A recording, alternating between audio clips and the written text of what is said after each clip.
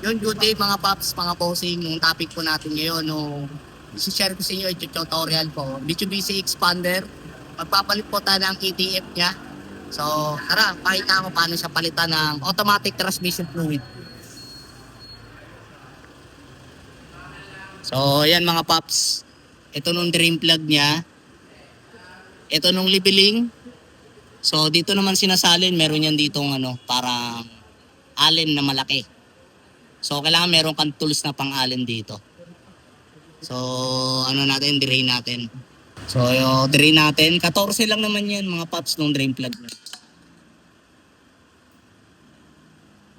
Tapos, pag na-drain na, ito, tatanggalin natin itong fender. Tapos, itong oil pan. Puro 10mm lang yan, bolt, yan. Tapos, yung filter kasi niya nasa loob.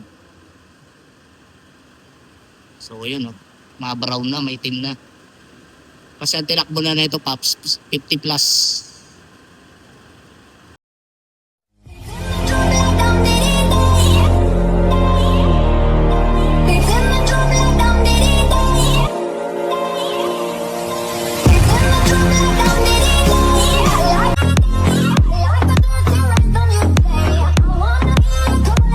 Pops, pinapaklas na namin.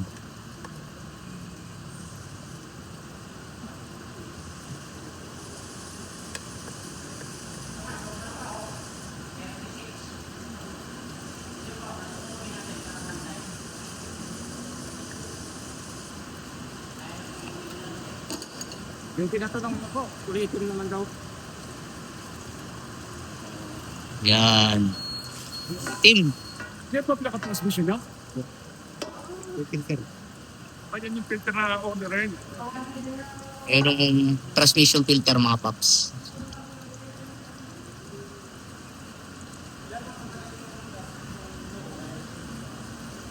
Hindi alam pag-ilalim nito. Yan, walang tornilyo yan.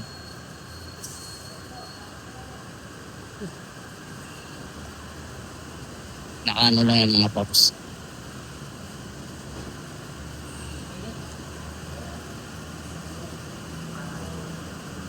Jo, hawakan mo ito, Jo.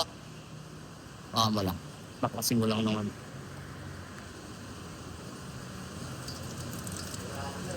Kurado na yan.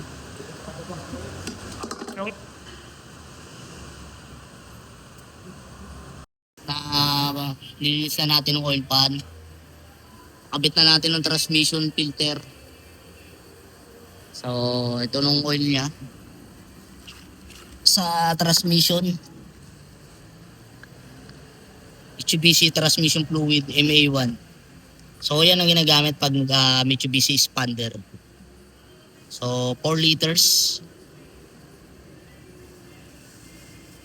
So, yun, kabit natin. Mamaya salin natin kung paano isalin. Kapit na namin yung oil pan. Yan. Stay tuned lang mga Pops, tapos turo ko saan siya sinasalin.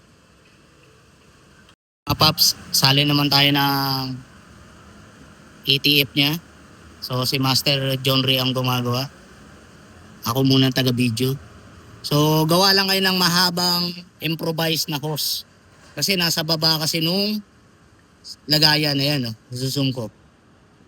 Yan. Yun yung lagayan niya. Masyadong malalim yan mga Pops.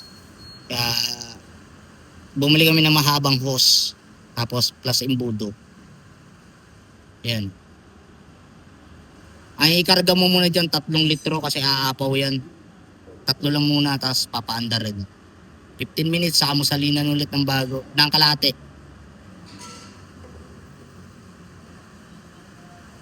Ito nung ano yan. Ito nung ano yan.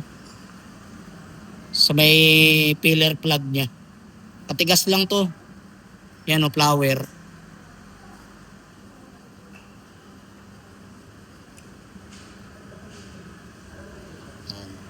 So, salin lang muna natin mga Pops.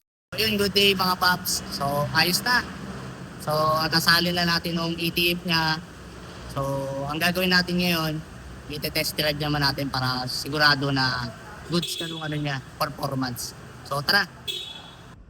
So test drive natin mga paps para malaman natin kung ano na okay na yung performance niya.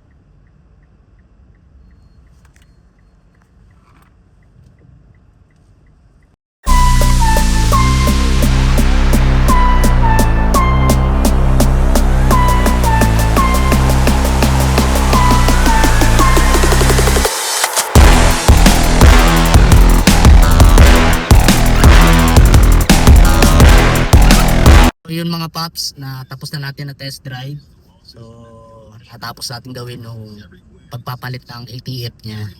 So sana may mga natutunan po kayo dun sa video na i-upload ko po ngayon tungkol sa pag-change ng ATF ng Mitsubishi Expander.